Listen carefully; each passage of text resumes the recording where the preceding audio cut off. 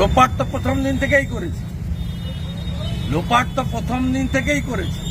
ঘড়ি ঘড়ি সুইসাইড বলে বাড়িতে খবর দেওয়া, ইউডি কেস চালু করা এবং যারা আরজি করে স্টেক হোল্ডার নয়, সুশান্ত রায়, অভিজ্ঞদের ডেকে নিয়ে গিয়ে তদন্ত, আপনার প্রমাণ লোপাটের চেষ্টা, তারপরে রিনোভেশনের নামে ঘর ভাঙচুর করা, সবই তো প্রথম দিন থেকে করা হচ্ছে।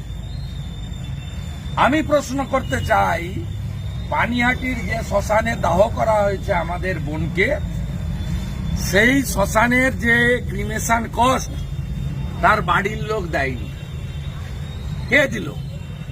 আমি পরশুদিন ছবি দিয়ে বলেছিলাম নির্মল ঘোষ যাবে কেন? ব্যারাকপুর কমিশনারেটে অভিষেক গুপ্তা ডিসি